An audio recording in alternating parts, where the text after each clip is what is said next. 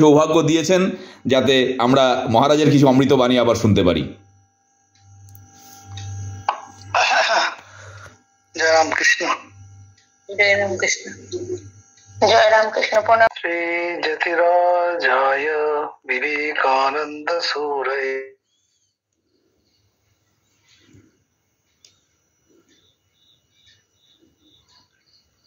একাপহৎ জননীং শারদাং দেবীং রামকৃষ্ণং জগদ্গুরুং পাদপদ্মে তয়োঃ শ্রিত্বা প্রণমামি মুহুর্মুহুঃ। আমারটা থেকে করো না তাহলে। ওম সর্বমঙ্গলামঙ্গলে শিবে সর্বার্থ সাধিকে শরণ্যে ত্র্যম্বকে গৌরী নারায়ণী নমস্তুতে। সৃষ্টি স্থিতি বিনাশানং শক্তিভূতে সনাতনে গুণাশ্রয়ে গুণময়ে নারায়ণী নমস্তুতে। শরণাগত দীনার্থ পরিত্রাণ পরায়ণে সর্বস্বার্থ হরে দেবী নারায়ণী নমস্তুতে। জয় নারায়ণী নমস্তুতে। জয় নারায়ণী নমস্তুতে। জয় নারায়ণী নমস্তুতে। জয় নারায়ণী নমস্তুতে। আমরা গত ক্লাসে বেলুড় মঠের দুর্গাপূজা কিভাবে চালু হলো সেই নিয়ে আলোচনা করেছি। এই দুজন প্রত্যক্ষদর্শীর কথা তাতে আমরা উল্লেখ করেছিলাম। বেলুড় মঠের দুর্গাপুজো শুরু হয় 1901 সালে। স্বামী বিবেকানন্দ যে পূজাটি শুরু করেন এবং সেখানে মা সারদা দেবীর উপস্থিতি ছিল এবং সেখানে মায়ের নামে সংকল্প করা হয় এবং মা প্রতিদিন পুজোর সময় থাকতেন। এখন এইসব নিয়ে আমরা আলোচনা করেছি এবং সে বছর যে কুমারী পুজো যেটি হয়, যেটি স্বামীজি করেছিলেন, সেটি হয়েছিল নবমীর দিনে কুমারী পূজা করেছিলেন স্বামীজি। কিন্তু বর্তমানে আপনারা দেখেন যে অষ্টমীর দিনে সর্বত্রই যেখানে কুমারী পূজা অনুষ্ঠিত হয় সেটা অষ্টমীর দিনে হয়ে থাকে। কেন নবমীর দিনে হয়েছিল সেটা আবার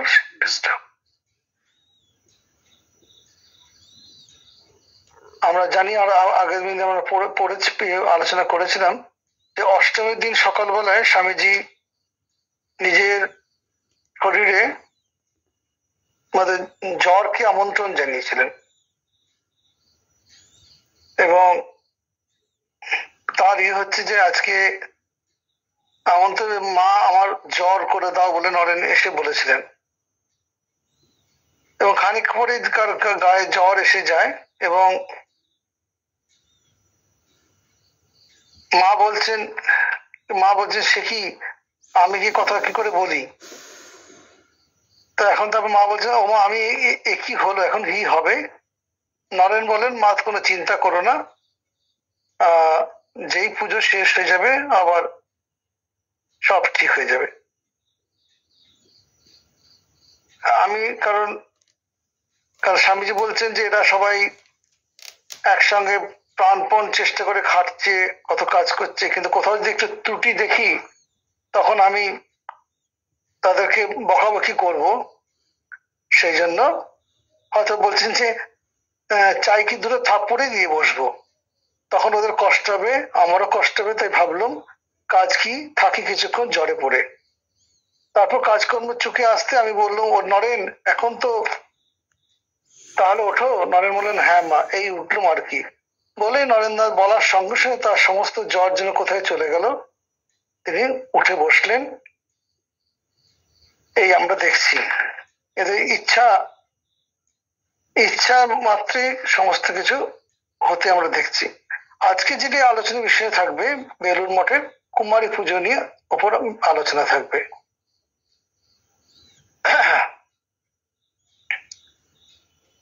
বেলুড় মঠের দুর্গাপুজোর একটি বিশেষ দিক হচ্ছে কুমারী পুজো, যেটা কিনা প্রথম থেকে অনুষ্ঠিত হয়ে আসছে। আগে এখন বর্তমানে যেখানে কুমারী পুজো হচ্ছে, বর্তমানে কিন্তু অতীতে কিন্তু তা হতো না। আমরা দেখেছি যেখানে যদি বেলুড় মঠের মেন গেট দিয়ে ফটক দিয়ে ঢোকা যায়, সামনাসামনি ঠাকুর, পূর্ব দিকে যে দরজাটি পড়বে সেটি বন্ধ করে ওখানে প্যান্ডেল করে ওইখানে দেবীর আরাধনা হতো, এবং যেটা কালী পুজোর সময় যেটা হয়ে থাকে। এবং যখন কুমারী পুজো হতো তখন ওই পশ্চিম দিকে যে মাঠটি আছে, যেখানে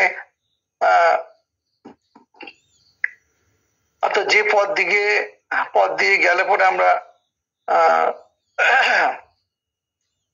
পূজনীয় প্রভানন্দজি মহারাজ যেখানে থাকতেন আগে, তো আত্মস্থানন্দী মহারাজ যখন ভাইস প্রেসিডেন্ট ছিলেন তিনিও তখন থাকতেন, ওই দিকে যে দরজা আছে সেই চাতালটিতে কুমারীকে, মাকে সামনে রেখে কুমারীকে ওখানে বসানো হতো, এবং সমস্ত মহারাজরা ওই পুরো করিডোরটাতে বসে কুমারী পুজো দেখতেন। এবং যে সমস্ত প্রেসিডেন্ট আমার তখন তৎকালীন প্রেসিডেন্ট ভাইস প্রেসিডেন্ট যারা থাকতেন তারাও এখানে এসে উপস্থিত হতেন, এবং সেখানে বসে আমরা দেখেছি আত্মস্থানজি বলুন, প্রময়ানন্দজি বলুন, প্রভানন্দজি বলুন, এনাদের সমস্ত যে প্রাচীন যে সমস্ত মহারাজরা ছিলেন তো তাদেরকে দেখেছি, প্রতিষ্ঠানন্দজি, এনারা সব ওখানে এসে বসতেন এবং মায়ের পুজো দেখতেন। তো এখন সেটা যেখানে যে আমাদের উৎসব আদি যেখানে হয়, যেখানে প্যান্ডেল করে মা ঠাকুর স্বামীজি, সেখানে এখন নতুন জায়গা, প্রতি বছরই জায়গাটি থেকে নতুন করে বেদি তৈরি করা হয়, এবং মনে হয় যেন একদম শ্বেত পাথরের পুরো চাতাল তৈরি হয়, শ্বেত পাথরের চাতাল তৈরি হয়, আবার দুর্গাপূজার পর সেটিকে আবার তুলে রেখে দেওয়া হয়। মানে সেটা একটা বিরাট বিরাট প্রস্তুতি। তো সেসবগুলি করে আবার সেই যেন একদম যেন নাট মন্দির যেমন পুজো হতো সেরকমই তৈরি করে ফেলা হয়। মানে বেলুড় অদ্ভুত সব মানে কার্যপ্রণালী দেখলে আমরা আশ্চর্য যে এত এত নিখুঁত ভাবে কি করে করেন সব। তো যাই হোক, তো স্বামী বিবেকানন্দের সময় এই বিশেষ একটি কুমারী পুজো শুরু হয়। তার এক সুন্দর বিবরণ পাওয়া যায় যে স্বামী বিবেকানন্দের আমন্ত্রণে মা 1308 সাল, 13 সাল মানে 1901, সবসময় এই একটা 1901 আর 1308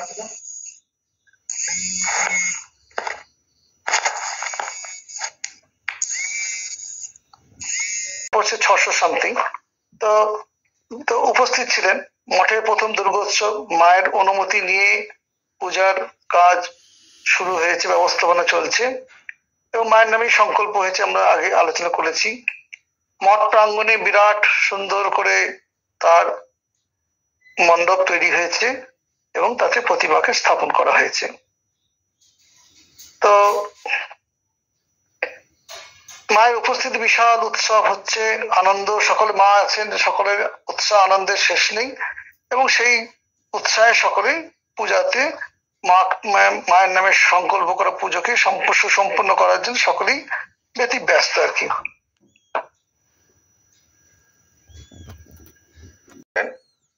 তিনি কুমারী পূজার ব্যবস্থা করেছিলেন। এই গৌরীমা মানে খুব সহজভাবে ঠাকুরের কাছে আসেননি, ঠাকুরের কাছে একটি চ্যালেঞ্জ ছুড়ে দেওয়ার মতন ছুড়েছিলেন। আমরা আজকের দিনে আলোচনা করছি না, সামনের দিনে করব, গৌরীমার সম্বন্ধে যখন বলবো। তো সেই গৌরীমার ব্যবস্থা ওনার যে সারদেশ্বরী আশ্রম, সেখান থেকেই হয়তো কুমারী এসেছিল। ওখানে তো বালিকাদের স্কুল খোলা হয়েছিল আর কি। তো পাদ্য, অর্ঘ্য, শঙ্খ বলয় মানে শাখা যেটা বলা হয়, বস্ত্রাদি সহযোগে স্বামীজি স্বয়ং 9 জন অল্প বয়স্কা কুমারীকে পূজা করেন। একসঙ্গে 9 জনকে। এ সকল জীবন্ত প্রতিমার চরণে অঞ্জলি, তার ভেবে দেখুন স্বামীজি এদের চরণে হাত দিয়ে, এটাই এখন রীতি, মহারাজরাও তাই করেন, স্বামীজিও করেছিলেন। প্রতিমা বলছে যে জীবন্ত প্রতিমার চরণে অঞ্জলি এবং তাদের হাতে এই সমস্ত তাদেরকে মিষ্টান্ন এবং দক্ষিণাদি প্রদান করে স্বামীজি তাদেরকে ভূমিষ্ঠ হয়ে প্রণাম করেন। একজন কুমারীর বয়স খুব অল্প ছিল এবং পূজাকালে তার এমন ভাব হয়েছিল যে কপালে চন্দন পড়াবার সময় স্বামীজি নিজেই শিহরিয়ে উঠেছিলেন। বলছেন, আহা, এইখানে তো কপালের চন্দন পড়ায়। তো স্বামীজি নিজেই শিহরিয়ে উঠে বলেছেন যে, আহা, দেবীর তৃতীয় নয়নে আঘাত পৌঁছলো না তো? এই আঘাত লাগেনি তো? তো এইভাবে আমরা দেখছি যে কুমারী পুজো সে বছর শুরু হচ্ছে, স্বামীজি 9 জনকে দিয়ে পুজো করছেন। এবং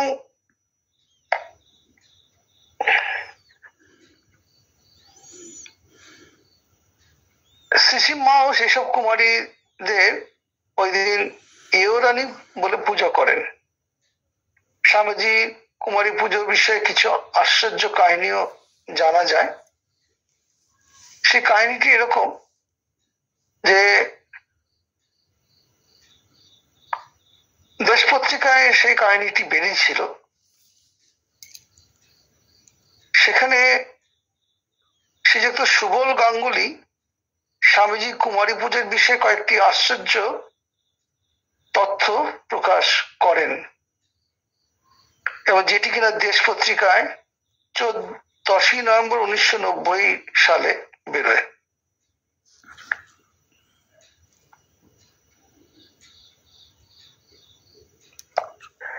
তারই কিছু অংশ 22শে সেপ্টেম্বর সংখ্যা 90 বছর আগে বেলুড় মঠে দুর্গাপূজা শুরু হওয়ার ইতিহাস সম্বন্ধে দেবেন্দ্রনাথের সুলিখিত প্রবন্ধটি বহু তথ্য জানা গেছে বলে তিনি সেখানে উল্লেখ করেছিলেন এবং তিনিও কিছু তথ্য সেই সম্পর্কে দেন। বলেন যে স্বামীজি শ্রীরামকৃষ্ণদেবের শরীর যাওয়ার পর স্বামীজি যখন অপরিচিত পরিব্রাজক হিসেবে ভ্রমণ করছিলেন, ভারত ভ্রমণ করছিলেন, তখন তিনি গাজীপুরে যান, আমরা তো সেটা জানি, এবং বিখ্যাত রায় বাহাদুর গগনচন্দ্র রায়ের গৃহে তিনি অতিথি হিসেবে কিছুদিন থাকেন।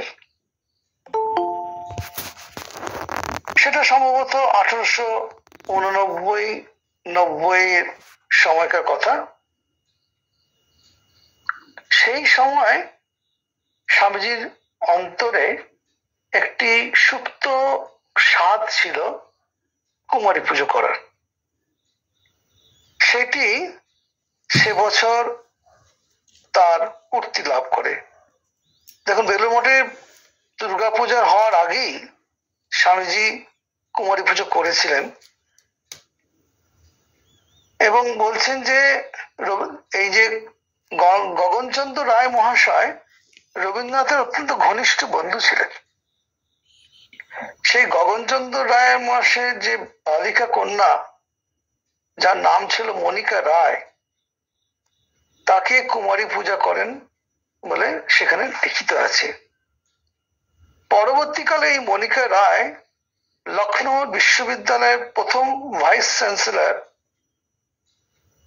1923 ডক্টর জ্ঞানেন্দ্রনাথ চক্রবর্তী শ্রী মনিকা চক্রবর্তী হিসেবে পরিচিত হন। ওনার স্ত্রী ছিলেন ডক্টর জ্ঞানেন্দ্রনাথ চক্রবর্তীর সঙ্গে তার এই মনিকা রায় বিবাহ হওয়ার পর তার নাম হয় মনিকা চক্রবর্তী। দিলীপ কুমার রায় তার ইংরেজি যোগী কৃষ্ণ প্রেম গ্রন্থে লিখেছেন, এই মহিলা খুব মডার্ন ছিলেন। প্রকাশ্যে পার্টিতে তিনি মদ এবং সিগারেট খেতেন, অথচ তার ভেতরে একটা গভীর আধ্যাত্মিকতা ছিল, সেটা কেউ জানত না। দিলীপ কুমার রায়ের মতোই লখনৌ বিশ্ববিদ্যালয়ের ইংরেজি অধ্যাপক রোনাল্ড নিক্সন মনিকা দেবীর আসল পরিচয় তিনি পান। যখন তিনি তার আসল পরিচয় পান, সেই রোনাল্ড নিক্সন এই মনিকা দেবীর কাছে দীক্ষা নেন এবং তখন তার নাম হয় যোগী কৃষ্ণ প্রেম, এবং এইভাবে সর্বভারতীয় পরিচিত হন। এই ব্রিটিশ যুগের ভাইস চ্যান্সেলরের স্ত্রী মনিকা দেবী স্বামী পুত্র সংসার ত্যাগ করে বৃন্দাবনের দীক্ষা নিয়ে যশোদা মা হিসেবে পরিচিত হন এবং আলমোড়া থেকে 18 মাইল দূরে দুর্গম মিটটোলা পাহাড়ি অঞ্চলে আশ্রম স্থাপন করেন এবং জীবনের শেষ দিনগুলি কাটান। তার মানসপুত্র অর্থাৎ সেই যে ইংরেজি অধ্যাপক আর কি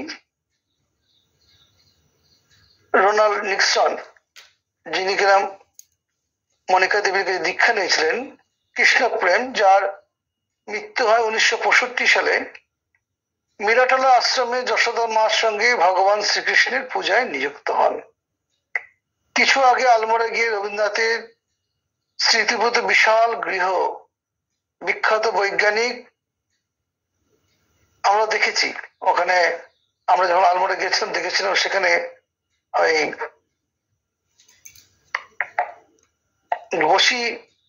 বসি সেনের গৃহ, সেখানে যারা গেছেন তারা জানেন, বিখ্যাত বৈজ্ঞানিক বসি সেনের গৃহ, যেখানে রবীন্দ্রনাথের স্মৃতি আছে, আর আছে বহু গ্রন্থ, যার মধ্যে কিছু গ্রন্থ আলমোড়া থাকাকালীন উদয় শঙ্কর উপহার দিয়েছিলেন। সেই সব উনি লিখছেন, সেই সবগুলো আমরা দেখে আসি। স্বামী বিবেকানন্দের স্মৃতিধন্য সেসব গৃহ, সংরক্ষিত রাস্তা, যে প্রস্তরখণ্ডের উপরে স্বামীজি মূর্ছিত হয়ে পড়েছিলেন, অজ্ঞান হয়ে গেছিলেন ক্ষুধা তৃষ্ণায়, সেসব আমরা দেখে এসেছি। তারপরে বলছে সেখান থেকে আমরা মিটটোলা আশ্রমে যাই। মিটটোলা আশ্রমে যেসব বিদেশিরা এখনো যশোদা মার আশ্রম খুব কৃতিত্বের সঙ্গে চালাচ্ছেন, তারা যশোদা মার অতীত জীবন সম্বন্ধে খুব একটা বেশি ওয়াকিবল নন, জানেন না। সেই স্থানে দীর্ঘদিন বসবাস করে এক আইরিশ ভদ্রলোক, বর্তমানে তিনি ভারতীয় নাগরিক, তিনি এই যে লেখককে, অর্থাৎ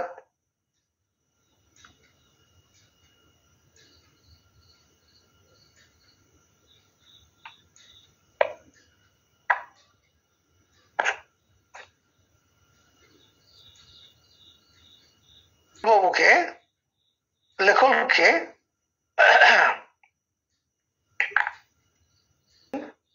যে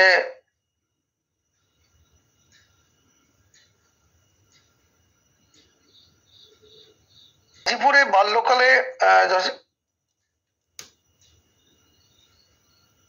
সর্বপ্রথম তিনি ওই সেই আইরিশ ভদ্রলোক এই এনার লেখকের কাছে সর্বপ্রথম শুনলেন যে যশোদা জীবনের ইতিহাস। অত্যাধুনিক মনিকা চক্রবর্তী যশোদা মা হিসেবে পরিবর্তনের পিছনে নিশ্চয় ছিল বাল্যকালের অপরিচিত কিছু পরিব্রাজক বা বিবেকানন্দ গাজীপুরে কুমারী পূজার সাক্ষাৎ, যে শিব তাকে আশীর্বাদ করেছিলেন কুমারী পূজার মাধ্যমে, তারই স্পর্শে তার এই পরিবর্তন হয়েছিল। তো স্বয়ং সাক্ষাৎ শিবের স্পর্শে আমরা দেখছি যে মনিকা দেবী তিনি কিনা সব ঘর সংসার ছেড়ে দিয়ে সন্ন্যাসীর মতন জীবনযাপন করছেন। তার স্পর্শে দৃষ্টিপাতে কত যুগান্তকারী ঘটনা এদেশে বিদেশে ঘটে গেছে, এখনো তাও বহু অজ্ঞাত। হয়তো দেখা যাবে যে পরবর্তীকালে যে সমস্ত মায়েরা রামকৃষ্ণ মিশনে দুর্গাপূজার সময় কুমারী হয়েছেন, হয়তো দেখা যাবে তাদের মধ্যে অনেকেই হয়তো সারদা মঠের সন্ন্যাসিনী বা এরকম সাধিকার মতন জীবনযাপন করছেন, যা আমাদের অজ্ঞাত। যাই হোক, সেই কুমারী পুজোর তো এরকম স্বামীজির, আমরা যে স্বামীজি যে 1901 সালেই কুমারী পুজো করেছিলেন তা নয়, আমরা দেখতে পাচ্ছি যে যখন তিনি পরিব্রাজক অবস্থায় ছিলেন সেই সময় তিনি তার এই মনের যে স্বাদ সেটাকে পূরণ করেছিলেন। এছাড়া স্বামীজি কুমারী পুজোর বিষয়ে আরো কিছু আশ্চর্য কথা জানা যায়। কাশ্মীরে ভ্রমণকালে স্বামীজি এক মুসলমান মাঝির শিশুকন্যাকেও কুমারী পূজা করেন। তো বর্তমানে আমরা দেখি বেলুড় মঠের ওই ছোট বালিকাকে কুমারীকে প্রতিমার সামনে বসিয়ে দেবী জ্ঞানে পূজা করা হয়, তাকে অলংকার দিয়ে সাজানো হয়, বেনারসি শাড়ি পরানো হয়। একটি জলজান্ত কুমারী দুর্গা জ্ঞানে পূজা করে সকলের মধ্যে মাতৃভাব সঞ্চার করা হয়। সেই সময়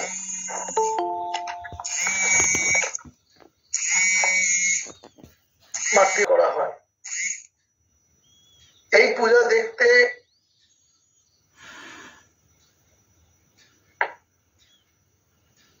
মতকে অবলম্বন করে করা হয়ে থাকে। আমরা জানি ঠাকুরও মায়ের মধ্যে যে ষোড়শী জ্ঞান 18 বছর, কিন্তু কুমারী সাধারণত 1 থেকে 16 বছর পর্যন্ত বয়সে হয়ে থাকে। তার সাধারণত মঠ মিশনের ওই 6 বছরে 5-6 বছরের কুমারীকেই বেশিটা করাকেই বেশি প্রাধান্য দেন।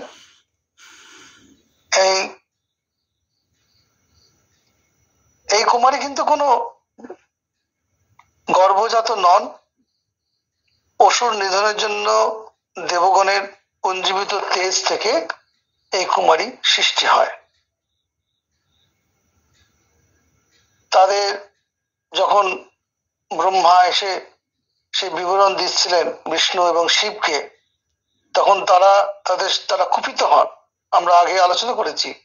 এবং অন্যান্য তখন শিবের শরীর থেকে তেজ নিগৃহীত হয়, বিষ্ণুর শরীর থেকে নিগৃহীত হয়। এবার সকল দেবতাদের শরীর থেকে তাদের তেজ একত্রিত হয়ে পুঞ্জীবিত হয়ে এই দেবীর জন্ম হয়, এবং তাই তিনি স্বয়ং সিদ্ধা। এবং তারা তাদের অস্ত্র থেকেও অস্ত্র সৃষ্টি করে দিব্য অস্ত্র দিয়ে তাকে সুসজ্জিত অস্ত্র দিয়ে তাকে সুসজ্জিত করেন যুদ্ধ করার জন্য অসুরদের বিরুদ্ধে। আমরা যখন মহিষাসুমর্দিনী কথা আলোচনা করেছিলাম তখন এই কথা আলোচনা হয়েছে। তো বৃহত্তম পুরাণের মতে দেবী চণ্ডিকা এক কুমারী কন্যা রূপে দেবতাদের সামনে আবির্ভূত হয়েছিলেন। সেখানে বলা হয়েছে কন্যা রূপেণ দেব দেবানাম অগ্রত দর্শনং দদো।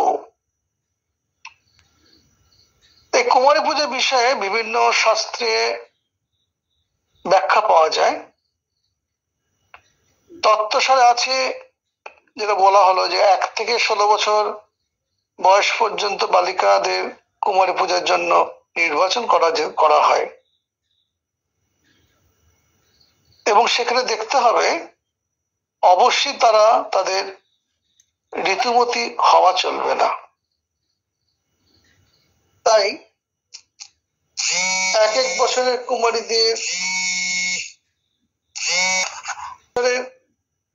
কুমারীদের এক এক নাম হয়। সেটি যেমন 1 বছরের, আপনারা যদি চান তো লিখে রাখতে পারেন। 1 বছরের কুমারীর নাম হচ্ছে সন্ধ্যা। 2য় বছরে যে কন্যা হয়, অর্থাৎ যে কুমারী যাকে 2 বছরের কন্যা, তার নাম সরস্বতী। 3 বছরে ত্রিধা মূর্তি। 4 বছরে যে কুমারী তাকে বলা হয় কালিকা। 5 বছরের সুভগা এবং 6 বছরের তার নাম হয় উমা। সাধারণত এই 6 বছরে যদি চেষ্টা করা হয় 6 বছরের কন্যাকেই করার, কখনো কখনো 5 বছরে অথবা 7 বছরেও করতে আমরা দেখেছি। আমি দীর্ঘ 16 বছর আমি এই দুর্গাপূজার কাজে মুম্বাই আশ্রমে যেতাম এবং এই দুর্গাপূজার দায়িত্বে মানে ভান্ডার দায়িত্ব আমার থাকতো। সেই সময় দেখেছি এরকমই 5 থেকে 7 এর মধ্যে কুমারীদের চয়ন করা হতো। 7 বছরের কুমারীর নাম থাকতো মালিনী, মালিনী হয়, এবং 8 বছরের দেবীর নাম করা হয়, কুমারীর নাম করা হয় কুঞ্জিকা। 9 বছরের কুমারীর নাম হয় কাল ও সন্দর্ভা। 10 বছরের অপরাজিতা, 11 বছরের রুদ্রাণী, 12 বছরের ভৈরবী, 13 বছরের মহালক্ষ্মী, 14 বছরের পীঠনায়িকা, 15 বছরের ক্ষেত্রজ্ঞা এবং 16 বছরের কুমারীর নাম হয় অম্বিকা। তার মধ্যে এটি দেখতে হবে যে এই কুমারীকে যাকে চয়ন করা হবে সে যেন অবশ্যই তার ঋতুমতী হওয়া চলবে না, এটি দিকে নজর দেওয়া হয়। তাই সাধারণত 6 থেকে 8-এর মধ্যে চয়ন করা হয়ে থাকে।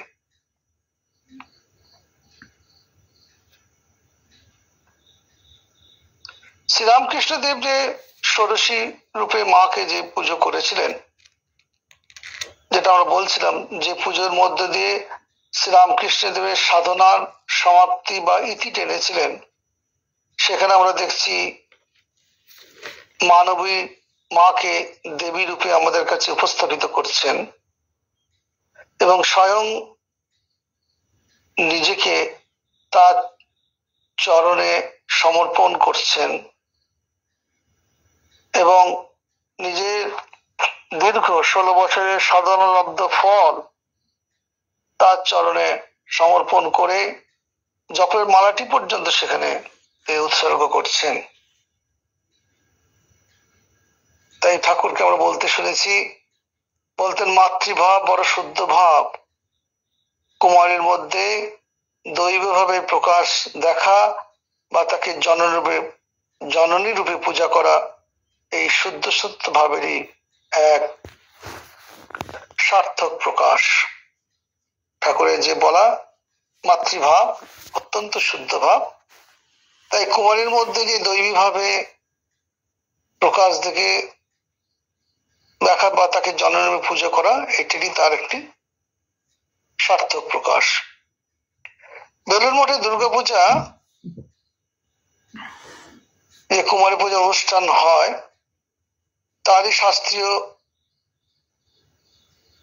বাস্তবায়িত রূপ।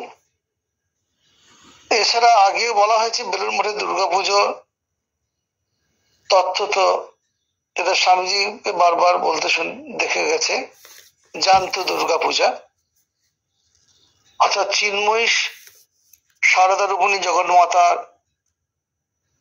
সতত সেখানে উপস্থিতি, অধিষ্ঠান, এই তথ্য বোঝাতে এই পুজো। এবং সেটা বুঝতে পারবে যারা গানে যেমন আছে, বোঝে প্রাণ বোঝে যার, সেরকমই আর কি।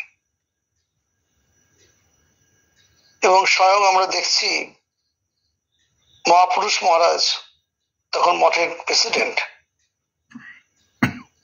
বেলুড় মঠে দুর্গাপুজো হচ্ছে, প্রতিমার সামনে শ্রীমা দাঁড়িয়ে আছেন, এইদিকে মা সামনে প্রতিমা, পেছন তার সামনে মা দাঁড়িয়ে আছেন। এই দৃশ্য দেখে শিবানন্দজি মহারাজ ভাবে বিহ্বল হয়ে যান এবং জনকে দেখে বলেন, মাকে দেখিয়ে বলছেন, এই আমাদের মা। আবার প্রতিমাকে দেখিয়ে বলছেন, এই তার পূজা হচ্ছে।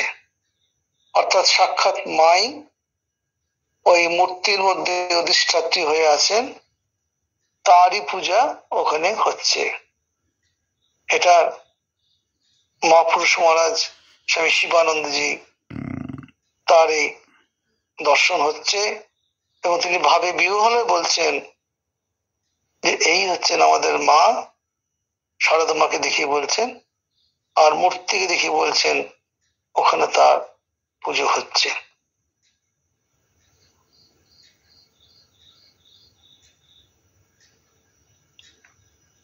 স্বামী অখণ্ডানন্দ জির একটি স্বপ্ন দর্শন এই ক্ষেত্রে উল্লেখ করা যেতে পারে। এই পূজা উৎসব মুখরিত দিনগুলি স্বয়ং স্বামী বিবেকানন্দের উপস্থিতি তার প্রিয়জন গুরু ভাতারা উপলব্ধি করতেন। তাদেরই একজন ছিলেন স্বামী অখণ্ডানন্দজি, যাকে স্বামীজি জ্ঞানজেস বলে ডাকতেন। তার ডাক নাম ছিল গঙ্গাধর, তাই তাকে জ্ঞানজেস বলে ডাকতেন।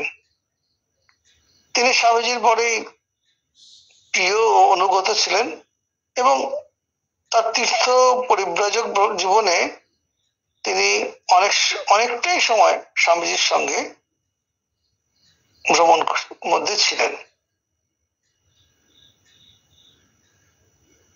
তিনি প্রথম থেকে স্বামীজির বহুজন হিতায় সেবা ধর্ম এবং কর্মযজ্ঞের অন্যতম উদ্যোক্তা। কারণ আমাদের মঠ মিশনের প্রথম সেবাযজ্ঞ যে কাজ যেটা শুরু হয়, ঠাকুর তো শুরু করেছিলেন। আমরা দেখেছি ঠাকুর যখন দেওঘরে গেছেন তখন সেখানে তিনি সেদিন তীর্থে যাওয়ার পথে সেখানকার সে বছরের দুর্ভিক্ষে অনাহারে মানুষদের জরাজীর্ণ মুখগুলি দেখে ঠাকুরের অন্তর বিগলিত হয়, এবং মধুর বাবুকে বলেন তুমি তো মায়ের দেওয়ান, এই মানুষগুলির জন্য একদিনের জন্য হলেও তাদেরকে নতুন বস্ত্র, মাথায় তেল এবং একদিনের জন্য পেট ভরে খাওয়াও, আমি এদের মুখে হাসি দেখতে চাই। তো মথুর বাবু তো সংসারী মানুষ, তীর্থে বেরিয়েছেন, তীর্থে অনেক খরচা, আবার এদেরকেও যদি ভট্টাচার্য মশাই কথা যদি করতে হয় তাহলে আরো খরচা, এতে তীর্থের অর্থের টান পড়তে পারে। তাই বললেন যে ছোট বাচ্চাজি, এ তো অনেক খরচা, তীর্থে যেতে হবে। শ্রীরামকৃষ্ণ তো বললেন রইল তোমার তীর্থ, তোমরা তীর্থে যাও, আমি এদের মাঝে বসলাম। মথুরবাবু ভালোই জানতেন যে ছোট বাচ্চা যদি না যায় তো তীর্থের যে আনন্দ তার সম্পূর্ণই নিরানন্দে পরিণত হবে। তাই উপায়ান্তর না দেখে তিনি তারই আয়োজন করলেন। শ্রীরামকৃষ্ণ তাদের মুখে দিব্য আনন্দ দেখে তারা যখন নতুন কাপড় পরে স্নান করে খাচ্ছেন, তখন সেই দিব্য দৃশ্য দেখে তিনি আনন্দিতে আবার তীর্থে যান। এই তার তিনি শুরু করেছিলেন। এছাড়া আমরা দেখছি যে রানাঘাটে যে তার যে জমিদার অংশ, সেখানে খাজনা দিতে পারছেন না, সেই খাজনা মুকুব করার জন্য ঠাকুর মথুরবাবুকে নির্দেশ করছেন। তো পরবর্তীকালে এই সেবা ধর্ম যেটা স্বামীজি বলেছিলেন, ঠাকুরের কাছে শুনেছিলেন যে শিবজ্ঞানে জীব সেবা, বলে প্রভু কোনোদিন যদি দিন দেন তাহলে তা জগতের মুখে প্রচার করব। তো সেই কাজ শুরু করেছেন মহুলা গ্রামে। পরবর্তীকালে সারগাছি যে আশ্রম হয়েছে, সেই অখণ্ডানন্দ মহারাজকে কেন্দ্র করে এই আশ্রম, এবং সেখানেই আমাদের প্রথম রিলিফ কাজ শুরু হয়। এবং স্বামীজি খুব প্রশংসা করেন এবং কিছু টাকাও সেখানে পাঠিয়ে দেন তার রিলিফ কাজের জন্য। তো সেই অখণ্ডানন্দজি তো 1933 সালে স্বামী অখণ্ডানন্দজি বেলুড় মঠে এসেছিলেন দুর্গাপুজো উপলক্ষে পূজার কদিন ভোর রাত্রে স্বামীজির ঘরের কাছে বসে, অর্থাৎ মন্দিরে, পুরনো মন্দিরের সামনে যে স্বামীজির যে ঘরটি, দোতলায় যে ঘর, যেখানে স্বামীজি মহাসমাধি লাভ করেছিলেন, সেখানে বসে তিনি দুর্গা নাম করতেন। কেউ জিজ্ঞাসা করলে বলতেন যে আমি স্বামীজিকে শোনাচ্ছি। এইবারই ষষ্ঠীর দিন রাতে অখণ্ডানন্দজির স্বপ্ন বলাটা এত বলছেন না, এটা সত্যই। দেখেন যে স্বামীজি তার সামনে আবির্ভূত বলছেন, গঞ্জেশ, আমার কাপড় চোপড়ে ন্যাপথলিনের গন্ধ কেন রে? আমাকে আজকের দিনে নতুন কাপড় দিবি না? চকিতে অখণ্ডানন্দজি ঘুম ভেঙে যায়। তিনি তৎক্ষণাৎ মন্দিরের পূজারী মহারাজকে ডেকে তোলেন, বললেন, শীঘ্রই নতুন কাপড় নিয়ে এসো। স্বামীজির ঘর খুলে ধূপ জ্বালানো হলো। পূজারীর আনিত সেই নতুন কাপড় স্বহস্তে অগরু ছিটিয়ে তার স্বামীজিকে নিবেদন করলেন তার চিত্রপটে। পূজারীকে বললেন, মঙ্গল আরতি করো। বিস্মিত পূজারী বললেন, মহারাজ, এখন তো রাত 2:30। অখণ্ডানন্দজি আনন্দিত কণ্ঠে বলছেন, আজ 2:30কেই 4টে মনে করো না। মঙ্গল আরতির শেষে পূজারী সব শুনে অখণ্ডানন্দজির চরণে প্রণত হয়ে চোখের জল ফেলতে ফেলতে বলছেন, মহারাজ, আমাদের কেন এরকম দর্শন হয় না? কেন শ্রবণ হয় না? আশীর্বাদ করুন যাতে আমাদেরও এরকম হয়। তো এটা যে অখণ্ডানন্দজির স্বপ্ন তা নয়, সাক্ষাৎ তার দর্শন হয়েছে, সত্য। কারণ আমরা জানি বিজ্ঞান মহারাজ যখন মন্দির ঠাকুরের মূর্তি বসালেন, একে একে অনেকেই মহাপুরুষ মহারাজ চেষ্টা করেছিলেন, অখণ্ডানন্দজি চেষ্টা করেছিলেন, এক এক করে সেই প্রেসিডেন্টরা গত হয়ে যান। বিজ্ঞান মহারাজের মনে হচ্ছিল যে এরা কাজ খুব দেরি করছে, তাই তিনি খুব তাড়া লাগাচ্ছিলেন, বলে নাট মন্দির থাক, গর্ভ মন্দির দিয়ে শুরু হয়ে যাক। ঠাকুরকে মূর্তি সেখানে ঠাকুরের মূর্তি বসানো হলো এবং সেই ওই কৌটো নিয়ে আসা পুজো হলো, আত্মারামের কৌটো। সেদিন তার পরবর্তীকালে তিনি বলেছিলেন, স্বামীজি, তুমি বলেছিলে যে, আপনি বলেছিলেন যে সে দেখবেন, তো দেখছেন সেখানে ঠাকুরের ত্যাগী সন্তানরা সব দাঁড়িয়ে থেকে উপর থেকে যেখানে সেই পুজো দেখছেন। এনাদের এগুলো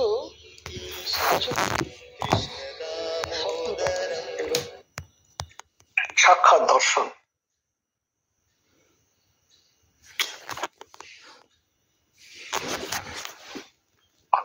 তো এই কুমারী পুজোর সম্বন্ধে আমরা এই বইটিতে এইরকমই পেয়ে থাকি, আর কিছু তেমন পাওয়া যায় না। এর পরবর্তীকালে যে ঘটনা যেটি আসছে সেটি হচ্ছে, আসবে কত দণ্ডী জটা জটু ধারী। সেই গান আছে, বিল্লম্বু বৃক্ষ মূলে পাতিয়া বোধন, গণেশের কল্যাণে গৌরীর আগমন। ঘরে আনব চণ্ডী, কর্ণে শুনব চণ্ডী, আসবে কত দণ্ডী জটা জটু ধারী। 1901 সালে বেলুড় মঠে স্বামীজি দুর্গাপূজা করা এই প্রথম ও শেষবার। কারণ তারপর আমরা জানি 1902-এর 4 জুলাই স্বামীজি তার এই স্থূল শরীর জগতের বুকে ফেলে রেখে ব্রহ্মলোকে চলে যান। সুতরাং এটি তার প্রথম পুজো এবং শেষ পুজো ছিল।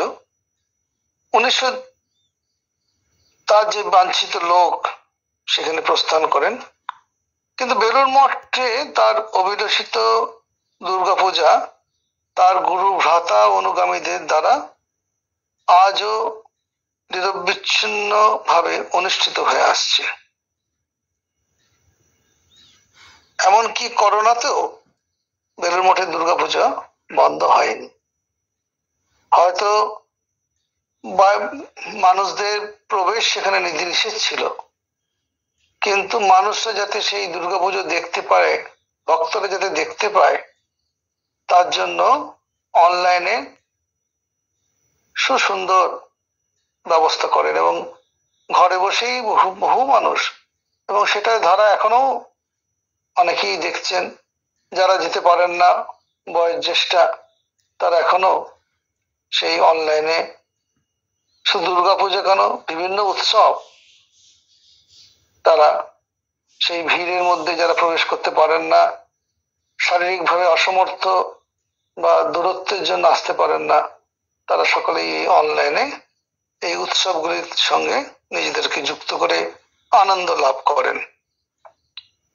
তাই বলছেন এই বেলুড় মঠে তার অভিলষিত দুর্গাপূজা তার গুরু ভ্রাতা ও অনুগামীদের দ্বারা আজও নিরবিচ্ছিন্নভাবে অনুষ্ঠিত হয়ে আসছে। সেই সময় কোনো কোনো বছর অনিবার্য কারণে প্রতিমা বদলে ঘটে ও পটে যথাবিধি এই পুজো অনুষ্ঠান নিষ্পন্ন হতো। স্বামীজি পরে স্বামী প্রেমানন্দজি মঠে দুর্গাপূজা করার অন্যতম উদ্যোক্তা। তিনি মঠের ম্যানেজার মহারাজ ছিলেন। স্বামীজির যে ইচ্ছা ছিল, যে গানটি করা হলো, যে বিল্ল বৃক্ষ মূলে পাতিয়া বোধন, গণেশের কল্যাণে গৌরীর আগমন, ঘরে আনবো চণ্ডী, কর্ণে শুনবো চণ্ডী, আসবে কত দণ্ডী, জটা জুটো ধারী। আমরা জানি স্বামীজি এই যে বিল্ল বৃক্ষ মূলে, পরবর্তীকালে সে চিত্র পাওয়া যায়, জনৈক প্রাচীন সন্ন্যাসীর স্মৃতি। এখানে কত অপরিচিত যোগী জটাধারী বসিয়ে ধ্যান এবং কয়েকদিন পূজনীয় বাবুরাম মহারাজের তত্ত্বাবধানে সানন্দে আতিথ্য গ্রহণ করতে দেখা যেত। তো সেই গানটি যেন সার্থকতা লাভ করছে যে বাবুরাম মহারাজের ভক্ত সেবা অতুলনীয় ছিল। সবাই চলে গেছে, নৌকায় করে গঙ্গাতে পাড়ে পেরিয়ে এসছে স্বামীজির ঘাটে। বাবুরাম মহারাজ দেখতে পেয়েছেন, দেখতে পেয়ে উনুনে ফু দিচ্ছেন এবং ভাত বসাচ্ছেন ভক্তদেরকে। খালি মুখে ফিরে যাবে? তো তার ভক্ত সেবা ছিল অতুলনীয়। তাই বলছেন যে পূজনীয় বাবুরাম মহারাজ তত্ত্বাবধানে সানন্দের সেই সাধু মহাত্মারা যারা আসতেন, ওইখানে বসতেন। ওই স্বামীজির প্রিয় বৃক্ষতরুমল, যেটা আমাদের স্বামীজির এখানে আমরা দেখেছি যে মন্দিরের সামনে, যে সেখানে বসতে থাকতেন, তারা সেখানে ধ্যানাদি করতেন এবং তারা এই কদিন আতিথ্য গ্রহণ করে তার কাছে প্রসাদ পেয়ে যেতেন।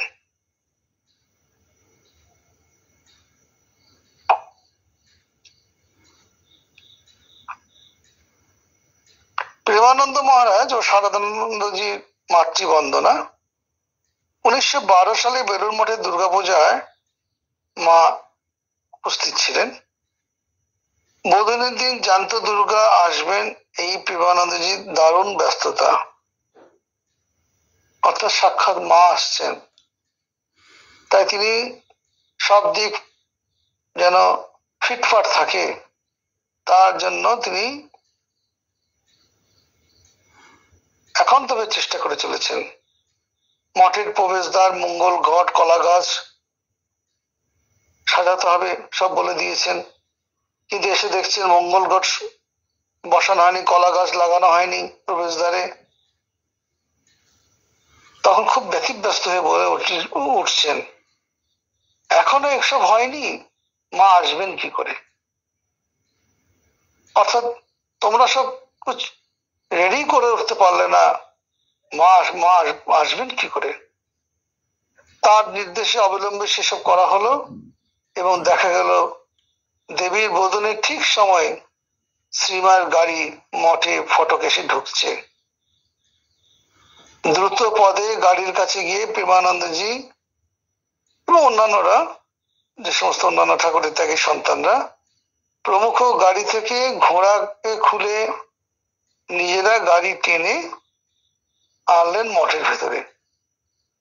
শ্রীমার সঙ্গিনী গোলাপ মা শ্রীমার হাত ধরে নামলেন। এটা আমরা, এই কথা আছে মায়ের জীবনীতে পাওয়া যায়। মা কি বলছেন শুনুন। প্রথমে শ্রীমা বললেন, সব ফিটফাট, আমরা যেন সেজে গুজে মা দুর্গা ঠাকুর এলুম। মায়ের মুখে আমরা ইংরেজি শব্দ পাচ্ছি, বলছেন সব ফিটফাট, আমরা যেন সেজে গুজে মা দুর্গা ঠাকুর এলুম। সেবার পূজায় শ্রীমা বেলুর মঠে মোট 6 দিন ছিলেন, ষষ্ঠী থেকে একাদশী পর্যন্ত। অষ্টমীর দিন সমাগত অজস্র মানুষ শ্রীমাকে দেবী জ্ঞানে প্রণাম করলেন, কয়েকজন শ্রীমার কাছে মন্ত্র দীক্ষাও নিলেন। নবমীর দিনটি সার্থক হয়ে ওঠে শ্রীমার আশীর্বাদে। সঙ্গিনী গোলাপ মা ওই দিন একসময় এসে উপস্থিত শারদানন্দজি প্রেমানন্দজিকে শ্রীমায়ের আশীর্বাদ বাণী জানিয়ে গেলেন। বলেন, শরৎ মা ঠাকুরন তোমাদের সেবায় খুব খুশি, তোমাদের আশীর্বাদ জানাচ্ছেন।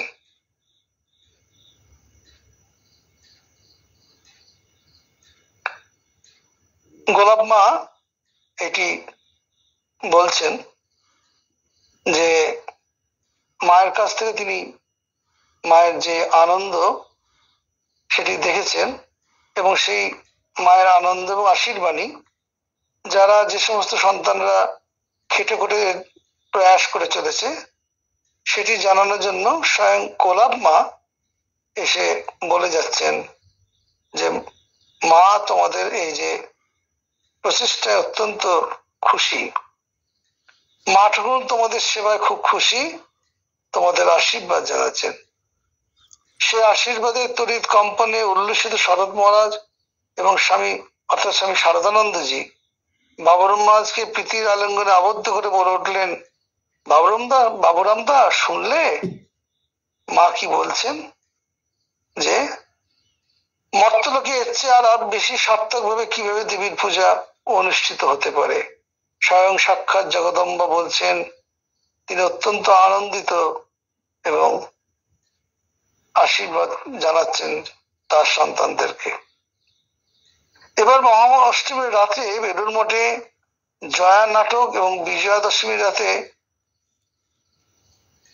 রাম অষ্টমীর যজ্ঞ যাত্রা অনুষ্ঠিত হয়েছিল।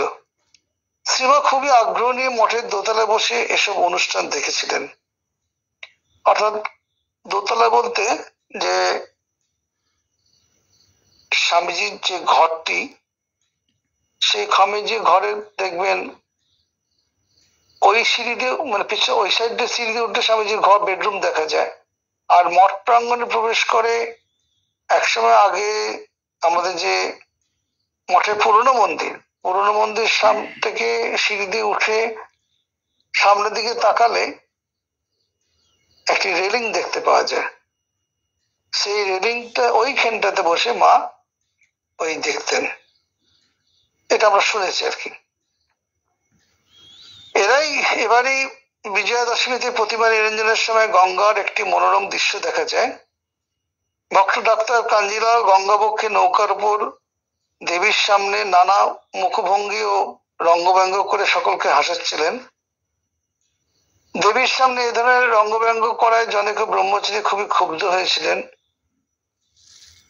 শ্রীমা কিন্তু এই নিজের ঘরে থেকে বিজয়ার সমস্ত অনুষ্ঠানটি খুব উপভোগ করছিলেন এবং এই সময় জনৈক সাধু ক্ষুব্ধ ব্রহ্মচারীর প্রতি দৃষ্টি আকর্ষণ করলে শ্রীমা বলেন, না না, এসব ঠিক, গান বাজনা রঙ্গ ব্যঙ্গ এসব দিয়ে সকল রকমের দেবীকে আনন্দ দিতে হয়। আরেকবার মহাষ্টমী পুজোর দিন স্বামী ব্রহ্মানন্দজি 108টা ফুল দিয়ে শ্রীমার চরণ বন্দনা করেছিলেন। একবার মঠে প্রতিমায় দুর্গাপূজা হচ্ছে, শ্রীমা সেবারও উপস্থিত আছেন। বাস করছেন তথাকথিত লেগেট হাউস, অর্থাৎ মঠের উত্তর দিকে বাগান বাড়ি। আপনারা মঠ থেকে যখন এখন যে নতুন জায়গায় যে যাচ্ছেন প্রসাদ পাওয়ার সময় স্বামীজির ওই ঘাটের পাশ দিয়ে ওই ডান দিকে তাকালে কিছুটা অংশ লেগেট হাউসে দেখা যায়, যেখানে মা এসে থাকতেন। অষ্টমীর সন্ধি পূজা ব্যবস্থাপক শারদানন্দজি জানকী ব্রহ্মচারীকে বললেন, এই গিনিটা দিয়ে মাকে প্রণাম করে এসো। ব্রহ্মচারী বুঝতে পারছে না কোন মাকে, যে মন্দিরে যে মাকে পুজো হচ্ছে সেখানে। তো মহারাজ তার দ্বিধান্বিত ভাবকে কাটিয়ে বলছেন, ও বাগানে মা আছেন, তার পায়ে গিনিটা দিয়ে প্রণাম করে আয়, এখানে তো তারই পুজো হচ্ছে। তো আমরা দেখলাম মহাপুরুষ মহারাজ যে কথা বলছেন, শারদানন্দজি দেখুন সে একই কথা বলছেন। মহাপুরুষ মহারাজ বলছেন, এই হচ্ছে আমাদের না মা, আর এই যে মূর্তি দেখছো এতে তারই পুজো হচ্ছে। আবার শরৎ মহারাজ বলছেন ব্রহ্মচারীকে যে বাগান বাড়িতে যে মা বসে আছেন সেই মাকে, যিনি বাস করছেন আর কি, সেই মাকে মায়ের চরণে এই গিনিটা দিয়ে প্রণাম করে এসো, এখানে তো তারই পুজো হচ্ছে হলো আর কি। 1916 সালে মঠের দুর্গাপূজিত শ্রীমা উপস্থিত ছিলেন। সপ্তমী দিন থেকে ওই বাগান বাড়িতে বসে বাস করতে থাকেন। সঙ্গে ছিলেন রাধু বা রাধানী প্রমুখ তার আশ্রিত জনেরা। অষ্টমী দিন শ্রীমা সকালবেলা প্রতিমা দর্শন করতে এসে একেবারে মঠের রান্নাঘরে যান। সেখানে দেখেন সন্ন্যাসী ব্রহ্মচারী একত্রিত মিলে দেবীর ভোগের জন্য তরি তরকারি কাটছে। মা অত্যন্ত খুশি হন। মায়ের সেই বিখ্যাত উক্তি, ছেলেরা তো বেশ কুটনো কাটে। তো জনৈক সন্ন্যাসী সেখানে উপস্থিত ছিলেন, সসম্ভ্রমে জানালেন ব্রহ্মময়ী অর্থাৎ শ্রীমায়ের প্রসন্নতা লাভই হচ্ছে আমাদের উদ্দেশ্য, তা সেটি সাধন ভোজন করেই হোক বা কুটনো কেটেই হোক। এই কথা শুনে মা খুব হাসতে লাগলেন।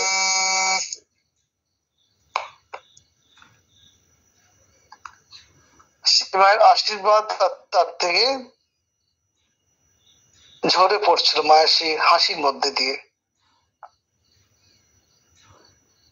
সেবার পূজাতে পালিতা কন্যা রাধু কিছুটা অসুস্থ হয়ে পড়লে শ্রীমা বিজয়া দশমীর আগেই কলকাতা ফিরে যেতে হয়, কারণ রাধু কোথাও কোনো আওয়াজ সহ্য করতে পারতো না। মাকে এই জন্য খুব ঝক্কি পোয়াতে হয়েছে। এই মাত্র এক জায়গায় নিয়ে এলো, রাধু বলছে এখানে থাকবো না, আবার সঙ্গে সঙ্গে সমস্ত ওঠরা বেঁধে আবার চলো। তো এইভাবে মাকে রাধু সেই সময়, রাধু তখন আসন্ন সন্তান প্রসব অবস্থা মতনই ছিলেন, তিনি গর্ভবতী ছিলেন।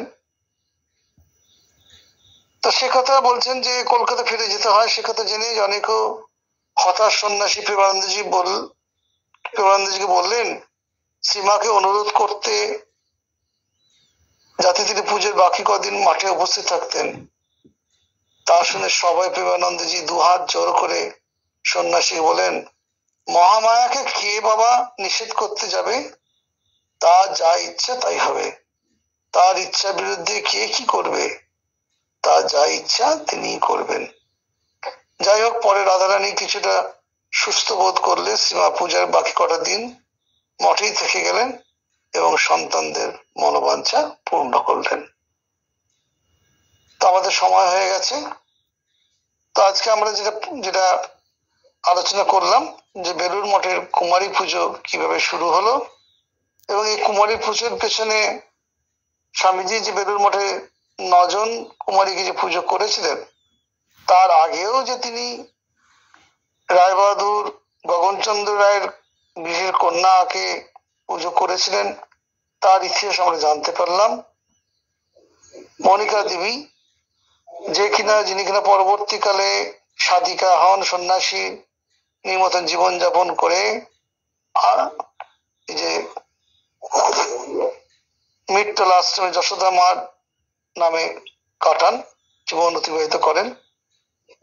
স্বামীজির অমোঘ আশীর্বাদ স্পর্শে সাক্ষাৎ শিব তো তা কিনা ওনার জীবনকে পরিবর্তন করে দেয়। এছাড়া তিনি কাশ্মীরে থাকাকালীন মুসলমানের কন্যাকেও কুমারী পূজার করেছিলেন।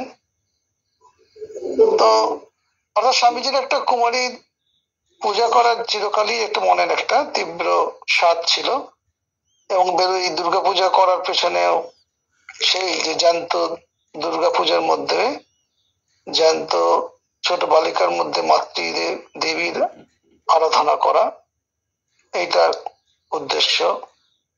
এবং জ্যান্ত পূজা মানে সাক্ষাৎ শারদা দেবীর পূজা। এই কুমারী পূজা নিয়ে আলোচনা করলাম। তারপরে আমরা পেলাম ঠাকুরের সন্তান প্রেমানন্দজি, শারদানন্দজি এবং অখণ্ডানন্দজি এবং শিবানন্দজির দৃষ্টিতে দুর্গাপূজার কিছু কথা পেলাম, জানতে পারলাম। আজ এখানে আমাদের পাঠের ইতি টানছি। ওম শান্তি শান্তি শান্তি। হরি ওম তৎসৎ। শ্রীরামকৃষ্ণার্পণমস্তু।